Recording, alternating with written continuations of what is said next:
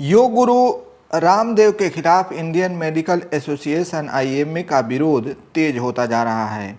IMA ने गुरुवार को दिल्ली के आईपी स्टेट पुलिस स्टेशन में योग गुरु के खिलाफ शिकायत दर्ज कर दी है।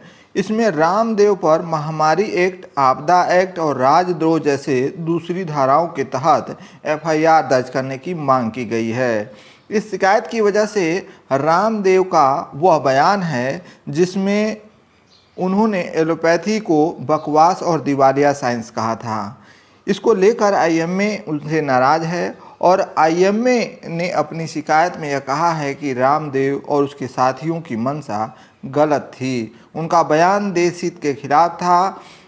इससे गरीब जनता को जो नुकसान हुआ है उसकी भरपाई नहीं हो सकती, इसलिए उनके खिलाफ केस दर्ज किया जाना चाहिए। आईएमए ने रामदेव के खिलाफ ऐसी ही शिकायत छत्तीसगढ़ की राजधानी रायपुर में सिविल लाइन थाने में योग गुरु बाबा रामदेव को Indian medical association IMA Uttarakhand ने 1000 करोड़ के मानहानि का नोटिस भेजा है। इस नोटिस में बाबा रामदेव से अपने विवादित बयान पर सफाई देने का वीडियो जारी करने और आईएमए से 15 दिन के अंदर लिखित शिकायत मांगने के लिए कहा गया है। नहीं करने पर 1000 करोड़ का मानहानि का केस करने की चेतावनी दी गई है। अपने नोटिस में आईएमए ने कहा है कि बाबा रामदेव एलोपैथ का ए तक नहीं जानते। हम उनके सवालों का जवाब देने के लिए तैयार हैं, लेकिन पहले वे अपनी योग्यता तो बताएं। नोटिस में आईएमए ने कहा कि अगर बाबा 15 दिनों के भीतर माफ़ी नहीं मांगेंगे तो उनके खिलाफ 1000 करोड़ रुपए का मानहानि का दावा किया जाएगा। आईएमए उत्तराखंड ने कहा कि बाबा रामदेव अपनी दवाएं बेचने के लिए लगातार झूठ फैला रहे हैं। बाबा रामदेव ने कहा कि उन्होंने हमारे अस्पताल में अपनी दवाइयों का ट्रायल किया है। हमने उनसे पूछा है कि उन अस्पतालों के नाम बताएं, लेकिन वे नहीं बता पाए क्योंकि उन्होंने ट्रायल किया ही नहीं। डॉक्टरों के खिलाफ इस तरह की टिप्पणी से लोगों के मन में बाबा के प्रति गुस्सा है। आईएमए ने कहा कि अपनी दवा बेचने के लिए रामदेव टीवी में टीकाकरण के साइड इफ़ेक्ट होने के विज्ञापन भी जारी कर रहे हैं। वे एलोपैथ और उसके जुड़े डॉक्टरों के खिलाफ अनर्गल बयानबाजी कर रहे हैं। आईएमए ने कहा कि अगर सरकार उनके खिलाफ महामारी एक्ट में कार्रवाई नहीं करेगी तो आईएमए हरिद्वार उनके खिलाफ मुकदमा दर्ज कराएगी। दरअसल ये बाबा कोई आम बाबा नहीं है, ये बाबा कोई कमंडल वाले बाबा नहीं है। ये बाबा एक बिजनेसमैन है जो योग के साथ साथ वह कई सारे औषधि और खाद्य पदार्थों का उत्पादन भी कराते हैं। इनका ब्रांड जो कि पूरे तरीके से स्वदेशी को बढ़ावा करती है, इसलिए वो इन दिनों अपने कंपनी में बनाए जाने वाले कोरोनिल का प्रचार कर रहे हैं।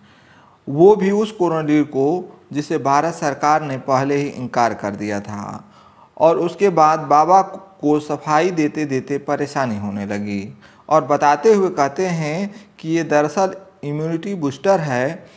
अब फिर 1 साल बाद बाबा वही राग अलाप रहे हैं कि मेरे कोरोनिल में कोई प्रॉब्लम नहीं है, क्योंकि बाबा तो बाबा हैं।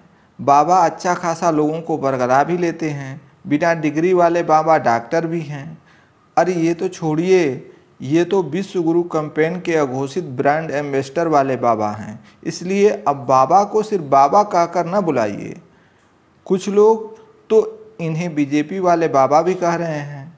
जानते हो, क्योंकि इनके और बीजेपी की विचारधारा लगभग पानी में पानी मिलाने के समान है, मतलब मिलती जुलती है। भाजपा जब सत्ता में नहीं थी तब बार बार काले धन लाने की बात करते थे और इधर बाबा रामदेव काला धन के बारे में लोगों को बता रहे थे कि अगर आएगा तो कितना पैसा होगा। और इतना ही नहीं, उस दौर में बढ़ती महंगाई को लेकर बाबा रामदेव 35 रुपये लीटर के पेट्रोल के लिए मेढक की तरह टर टर कर रहे थे। छोड़िए, अब इस समय बड़ा घमासान मचा हुआ है बाबा रामदेव और एलोपैथी डॉक्टरों के बीच। हम बता दें कि इंडियन मेडिकल एसोसिएशन उत्तराखंड ने योग गुरु बाबा रामदेव को खुली बहस की चुनौती भी दे डाली है। आईएमए ने यहाँ तक कह दिया है कि दोनों तरफ से 5-5 एक्सपर्ट बैठा लिए जाएं और सार्वजनिक बहस कर ली जाए। बाबा रामदेव और आईएमए के बीच विवाद बहुत दिनों से चल रहा है। बाबा रामदेव एलोपैथ को बकवास साइंस और दिवालिया घोषित कर दिया था, जिसके कारण आईएमए ने बाबा रामदेव को 1000 करोड़ के मानहानि का दावा किया है।